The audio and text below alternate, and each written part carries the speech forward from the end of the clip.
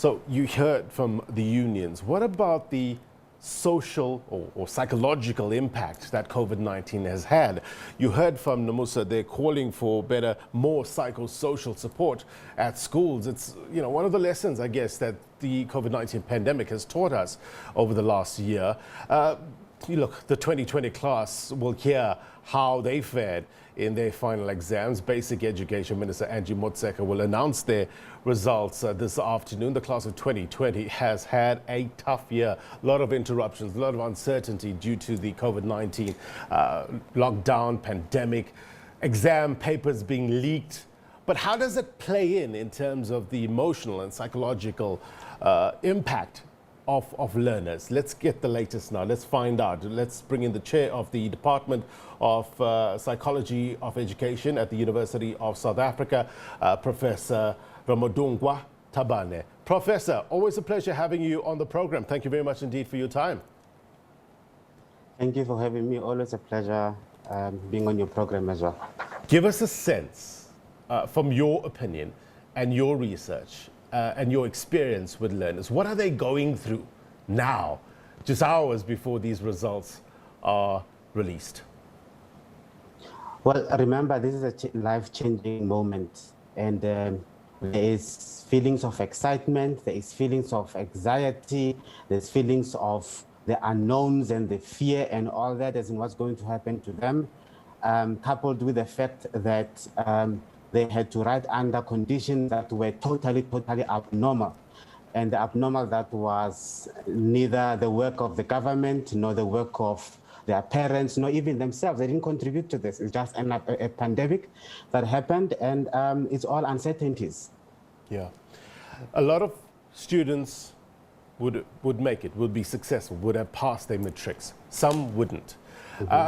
What's your advice to those who didn't make it?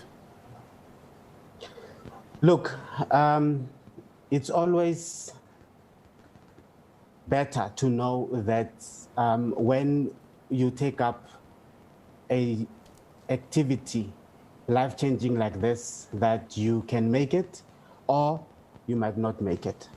And those of you who might not make it, we need to know where to support you. And it's very important in this instance that the Department of Education communicates clearly with the learners who did not make it in terms of the programs, the recovery programs that they have in place. It is very important for the students and the learners to know that there is a way forward. And a way forward can be either repeating the matric, it's either modularizing, meaning improving on few subjects, going to the ABET, well, we used to call them ABET centers during my times. So students need to know that there is another way. There is a way of going forward with this. Registering for TVET, because of not everybody is academically inclined. And if you are in matric, it actually means you already qualify for certain programs in our TVET colleges. So it's very important for information to be on the ground and for people to get that information. Because unfortunately, in some instances, in the ruralist areas, such information doesn't get to the students, which is very unfortunate. And a lot of the time, it's not just self-pressure, isn't it? It's not just me as a learner putting pressure on myself to do well. It can come from parents, it can come from educators, it can come from society at large.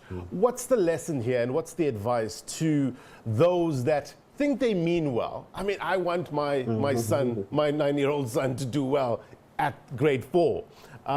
So I would exert a certain amount of pressure, not knowing what I'm doing to them psychologically, the pressure that I'm putting. What's your advice to parents, educators, society at large in terms of this?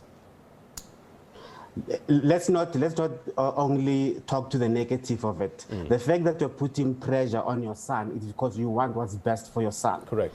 And remember, you are using your own experience as well to try to put on the lights on the blind spots for your son so that your son does not go through what you went through. So lots of this pressure comes from a good place. The only problem is when the good place does not realize where the person is at that point in time. So it does bring pressure. It brings these children under tremendous stress in terms of they have to perform, to have that sense of belonging, sense of pride, sense of pleasing this person they look up to, which is their father or their parent in most cases. Yeah. So parents need to know that we are living in different circumstances and different situations as well. Yeah. What you went through might not necessarily be the same that your child's going, and chances are it's been far much more than what you went through. So rather communicate with your child, learn to understand, ask your children, how was your day?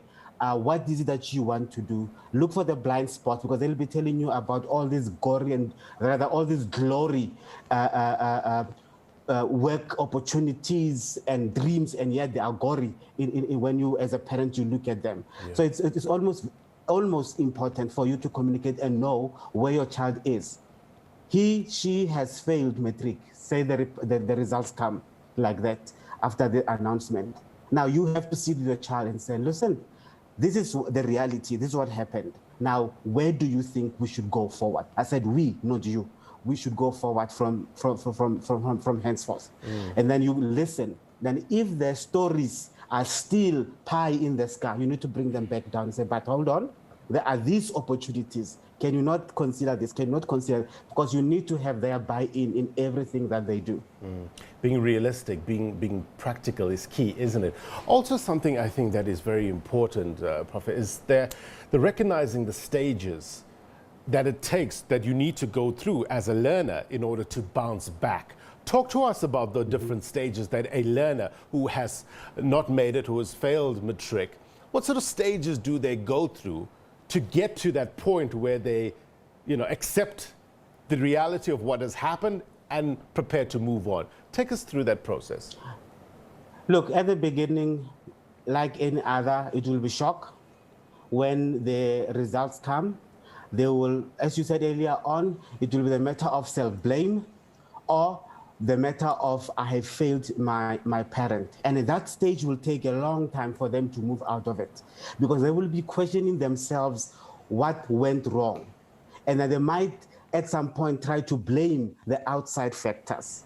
They can blame COVID. Yes, COVID has played a role. They can blame the fact that their school did not have online learning. Yes, it played a role. They can blame any other outside factor, but including that, they can blame their own personal and internal situations. We are 13 at home, or we are whatever at home. There is no reading space and all that. Then they try to figure out and make sense to the failing.